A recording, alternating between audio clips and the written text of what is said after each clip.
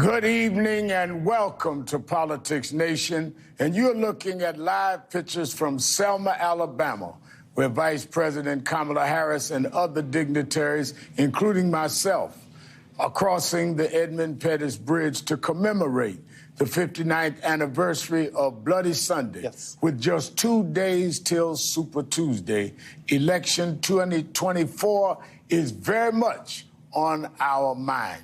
And joining me now is Congressman Steven Horsford, Democrat of Nevada and chair of the Congressional Black Caucus. Congressman, Mr. Chairman, it's been nearly 60 years since John Lewis and Hosea Williams, Amelia Boynton, and some 600 others first marched across that bridge, the Edmund Pettus Bridge. You and I just marched across with the Vice President, yet we still find ourselves contending with conservative forces seeking to curtail ballot access for minority voters or students. And in the case of Alabama, dilute the power of the black vote.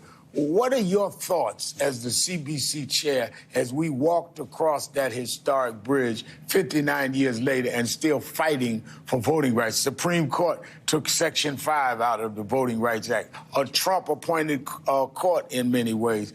What was going through your mind? Well, Reverend Al, it's great to be here with you in Selma. It's great to have the Vice President join us, along with the foot soldiers who 59 years ago led this march, Bloody Sunday. Unfortunately, it was a march that led to the beating, to the bleeding and the near death of those marchers. I pushed one of them in the wheelchair. You were right next to it. That for people that saw the wheelchair, she was one of the original marchers on the bridge that was tear gas that day. And they're still here marching for justice. That's right. And as you said, the march 59 years ago was about voting rights. 4 months after that march, 59 years ago, they passed the Voting Rights Act, right, the Civil Rights Act to follow. But now we are contending with people who are trying to take away or roll back freedoms, rights, and opportunities. And that's why in this moment it is so important for all of us to understand it is time for us to take up this baton of justice, to run our race in this moment, and to make sure that we do not go back, that we continue to press forward. Now, as we honor the work of activists like the late John Lewis here in Selma today, and I'll never forget, just a few years ago, he surprised us about 3 months, I believe, before he died, and pulled up in a car. And he was feeble, and I was one of those that was honored to hold him up on that bridge, right where I did the prayer today. Wow. He did. And he told us to keep fighting. The Vice President said that in her speech.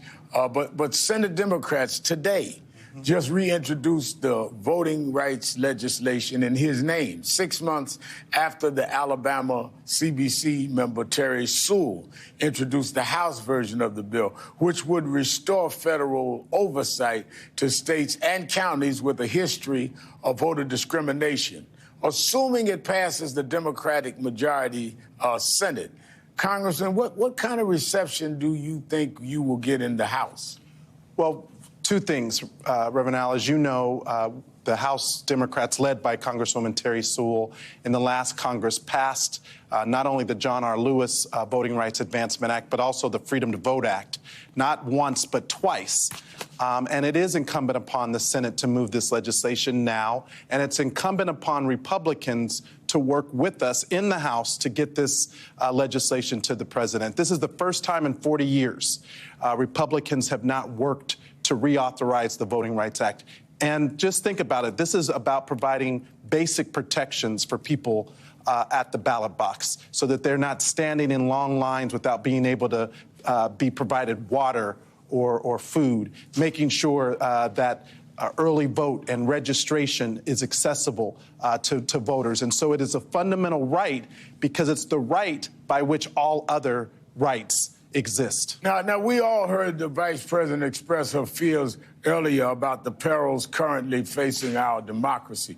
What are your concerns about the future of voting rights if Republicans retake the White House and the Senate, Congressman, Mr. Chairman? Well, first of all, Donald Trump said 4 years ago when he ran for president to Black America, what do you have to lose? And then he appointed the most conservative Supreme Court justices who answered that question by making decisions to take away fundamental freedoms, rights, and opportunities. First and all, the freedom for women to make their own decisions about their health care body, the freedom for students and families to get relief from student debt, the ability for the Fearless Fund and programs like it to provide funding to programs. And now these are the same people who have filed these lawsuits who are trying to take economic opportunity away by eliminating or defunding diversity, equity, and inclusion, or programs that help uplift small businesses. And in this moment, we are sending a very clear message. We're not going back.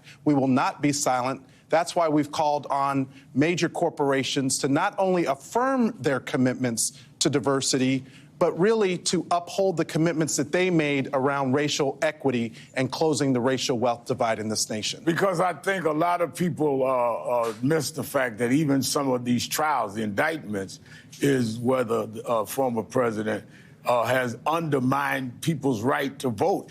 To ask for votes in Georgia is to really undermine the big turnout of black voters there. But let me bring you another subject that I must raise while we're here talking to Selma. The president, President Joe Biden, and former President Trump both visited the Texas-Mexico border last week, offering contrasting views of a border security fight that has come to dominate Congress and its priorities. Biden pushed a bipartisan immigration reform bill. Trump condemned migrants and praised the state's governor as he feuds with the administration over the state's strict border policies. Where do you see this issue headed this year with so many Republicans taking their cues from Donald Trump? Well, just think about this. The Senate, with a 70-vote margin, approved a bipartisan bill to address border security. And because of Donald Trump saying, do not pass it, Speaker Johnson in the House said, not only will we not pass it, he won't bring it up for a vote. So rather than solving a problem and addressing an issue, they're playing politics. They're putting politics over our nation's security, the strengthening and providing the tools to our Customs and Border Patrol agents who desperately need resources. In addition to not approving the bipartisan bill, they won't approve funding. Right. So they're really hypocritical when it comes to this, and I really believe they want the problem to exist because they want to use it for elections and not actually to solve a problem for the American people. That's wrong, and that is why Donald Trump needs to get out of the way and let responsible leaders in Congress do our job and get a bill to the president that he can sign. All right, Congressman, Mr. Chairman, Steve Horsford, Chair of the Congressional Black Caucus. Thank you for being with us live from Selma after marching across the bridge. You are watching a special edition of Politics Nation from Selma, Alabama, commemorating 59 years since Bloody Sunday. We'll be right back with much more of today's events and guests.